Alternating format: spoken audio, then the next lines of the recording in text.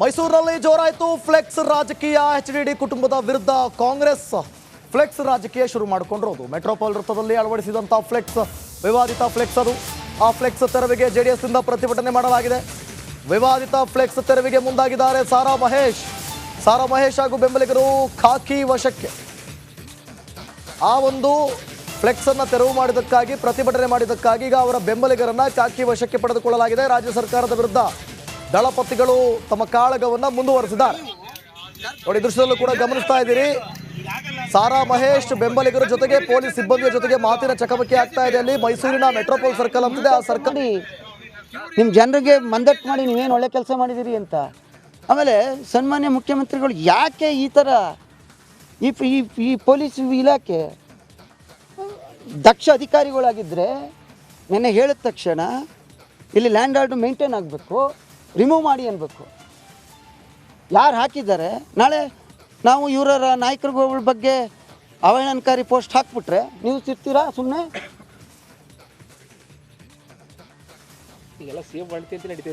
ಏನು ನಡೀತಾ ಇದೆ? ಈ ಥರ ಅಧಿಕಾರಿಗಳು ಬಕೆಟ್ ಹಿಡಿಯೋದಾದರೆ ಆಡಳಿತ ವ್ಯವಸ್ಥೆ ಎಲ್ಲಿ ಸರಿ ಆಯ್ತದೆ? ಅಥವಾ ಹೇಳಿ ತಪ್ಪು ಮಾಡಿದರೆ ನಮ್ಮನ್ನು ಪ್ರಿವೆಂಟಿವ್ ಮಾಡಿದ್ದೀರಿ, ಏನು ನೀವೇ ಇರ್ತೀರಾ? ನೀವೇ ಮಳೆ ಹೊಡ್ಕೊಂಡಿರ್ತೀರ ಸ್ವಾಮಿ? ಸರಿನಾ ಇದು? ನಾವು ಭಾಳಷ್ಟು ಹೋರಾಟಗಳು ಮಾಡಿದ್ದೀವಿ. ಅಥವಾ ಅಲ್ಲೇನಾದ್ರು ಘೋಷಣೆಗೆ ಹೋಗ್ತಿದ್ರೆ, ಧಿಕ್ಕಾರಕ್ಕೆ ಹೋಗ್ತಿದ್ರೆ, ಅಥವಾ ನಾವು ಹೋಗಿ ಅದನ್ನ ಹಿಡಿದು ಅಳ್ಳಾಡಿಸಿ ಕಿತ್ತಾಕ್ತಿದ್ರೆ ನಿಮ್ಮ ಅಧಿಕಾರಿಗಳು ಕರೆಸಿ ತೆಗ್ಸಿ, ಇಲ್ಲ ಆಯಿತು ಮಾಡೋ ಏನೂ ಆಗೋಗಿದೆ.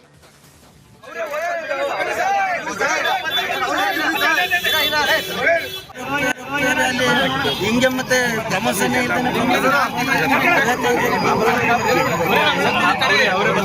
ನೋಡಿ, ನಾವು ಇಲ್ಲಿವರೆಗೆ ಧಿಕ್ಕಾರಕ್ಕೆ ಹೋಗಿಲ್ಲ.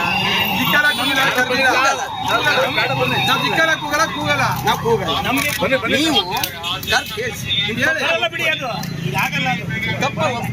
ನಿಮ್ ಜುಡಿಷಿಯಲ್ ಅಂತ ನೀವೆಲ್ವಾ ಇರೋದು? KCP ಇವ್ರು ಹೇಳುದು ನಮ್ಗೆ ಸರ್, ಇವ್ರು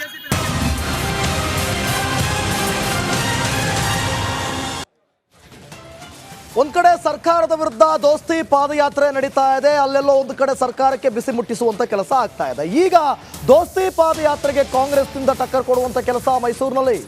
ಸಿದ್ದರಾಮಯ್ಯ ಶಕ್ತಿ ಪ್ರದರ್ಶನ ಮಾಡೋದಕ್ಕೆ ಮುಂದಾಗಿದ್ದಾರೆ. ಮಹಾರಾಜ ಕಾಲೇಜು ಮೈದಾನದಲ್ಲಿ ಸಮಾವೇಶವನ್ನು ಮಾಡ್ತಾರೆ. ಬೃಹತ್ ಸಮಾವೇಶದ ಮೂಲಕ ರಣಕಹಳೆಯನ್ನ ಊದೋದಕ್ಕೆ ಸಿದ್ಧರಾಗಿದ್ದಾರೆ.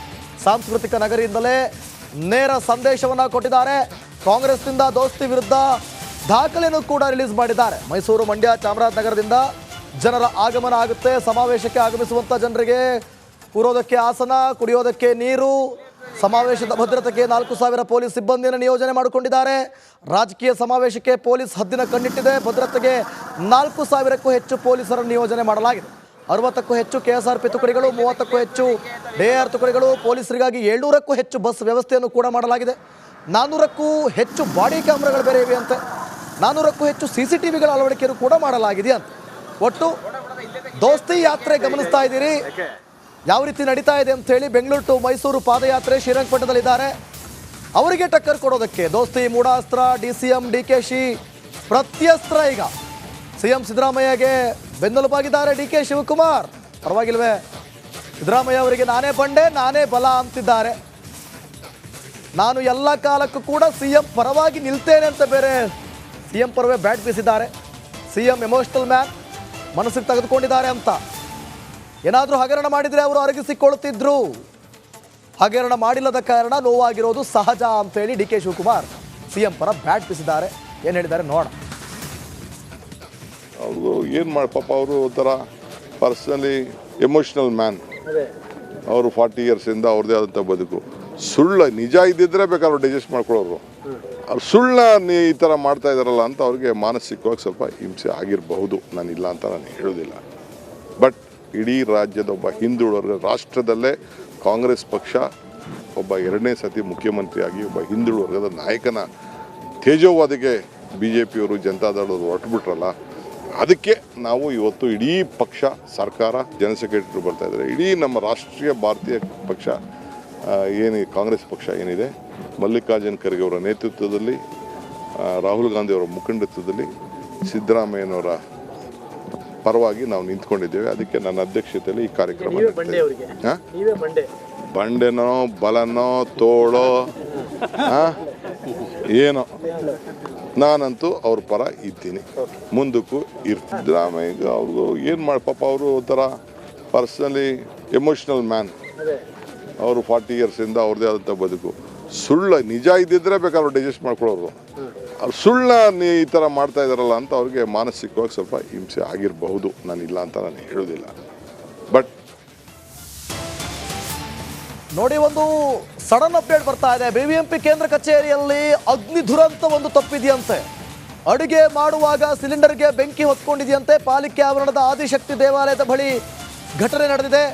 ಗ್ಯಾಸ್ ಲೀಕ್ ಆಗಿ ಸಿಲಿಂಡರ್ನಲ್ಲಿ ಬೆಂಕಿ ಕಾಣಿಸ್ಕೊಂಡಿದೆ. ಅಡುಗೆ ಭಟ್ಟರ ಸಮಯ ಪ್ರಜ್ಞೆಯಿಂದ ಭಾರಿ ಅನಾಹುತವೊಂದು ತಪ್ಪಿದೆ. ನೋಡಿ, ದೇವಳದಲ್ಲಿ ವಿಶೇಷ ಪ್ರಸಾದ ತಯಾರಿಸುವಾಗ ನಡೆದಂತಹ ಘಟನೆ ಇದು. ಬಿಬಿಎಂಪಿ ಕೇಂದ್ರ ಕಚೇರಿಯಲ್ಲಿ ತಪ್ಪಿದೆ ಅಗ್ನಿ ದುರಂತ.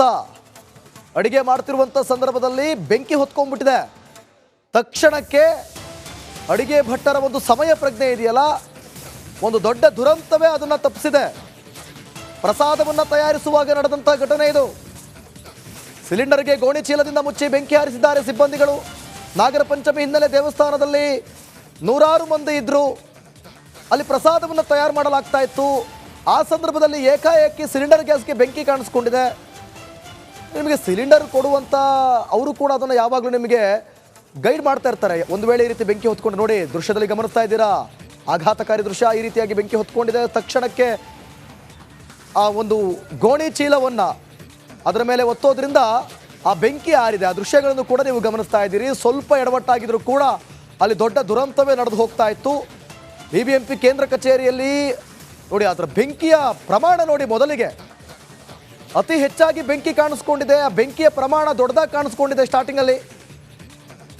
ನಿಜವಾಗ್ಲೂ ಕೂಡ ಅವ್ರ ಕೆಲಸವನ್ನು ಮೆಚ್ಚಲೇಬೇಕು. ಆದರೂ ಕೂಡ ಆ ಸಿಲಿಂಡರ್ ಅದನ್ನು ಎತ್ಕೊಂಡು ಅವರು ಅದನ್ನು ಗೋಣಿ ಚೀಲದಿಂದ ಬೆಂಕಿಯನ್ನು ಆರಿಸುವಂಥ ಕೆಲಸವನ್ನು ಮಾಡಿದ್ದಾರೆ.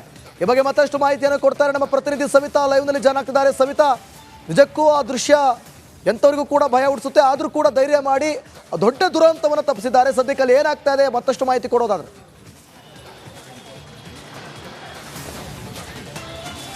ದಿವಿತ್, ಇಂದು ನಾಗರ ಪಂಚಮಿ ಆದ ಕಾರಣದಿಂದ ದೇವಾಲಯದಲ್ಲಿ ವಿಶೇಷ ಪೂಜೆ ಕೈಂಕರ್ಯಗಳು ನಡೀತಾ ಇದ್ದಾವೆ. ಭಕ್ತಾದಿಗಳು ಕೂಡ ಬರ್ತಾ ಇದ್ದಾರೆ. ಪ್ರಸಾದದ ವ್ಯವಸ್ಥೆ ಕೂಡ ಇತ್ತು. ಇಂತಹ ಒಂದು ಹೊತ್ತಲ್ಲಿ, ಅಂದರೆ ಅಡುಗೆ ಮಾಡೋ ಹೊತ್ತಲ್ಲಿ ಏಕಾಏಕಿ ಸಿಲಿಂಡರ್ ಲೀಕ್ ಆಗಿರುತ್ತೆ. ಆದ ಕಾರಣದಿಂದಾಗಿ ಬೆಂಕಿ ಕಾಣಿಸ್ಕೊಳ್ಳುತ್ತೆ. ಪ್ರಮುಖವಾಗಿ ನಾನು ದೇವಸ್ಥಾನದ ಮುಂಭಾಗದಲ್ಲೇ ಇದ್ದೀನಿ. ಭಕ್ತಾದಿಗಳು ಯಾವ ರೀತಿ ಬಂದಿದ್ದಾರೆ, ಕ್ರೌಡ್ ಯಾವ ರೀತಿ ಇದೆ ಇಲ್ಲೇ ನೋಡಬಹುದು. ಪ್ರಮುಖವಾಗಿ ಆ ಒಂದು ಸಿಚುವೇಶನಲ್ಲಿ ಲೀಕ್ ಆಗಿ ಬೆಂಕಿ ಕಾಣಿಸ್ಕೊಂಡಾಗ ಅಲ್ಲಿದ್ದವರು ಯಾರೂ ಪ್ಯಾನಿಕ್ ಆಗಲಿಲ್ಲ. ಅಂದರೆ ಧೈರ್ಯ ಮಾಡಿ ಮುಂದೆ ಹೋಗಿ ಗೋಣಿ ಚೀಲದ ಮುಖಾಂತರ ಸಿಲಿಂಡರಲ್ಲಿ ಲೀಕ್ ಆಗ್ತಿದ್ದಲ್ಲ ಬೆಂಕಿ, ಅದನ್ನು ನಂದಿಸಿದ್ರು. ಪ್ರಮುಖವಾಗಿ ನೋಡಬಹುದು.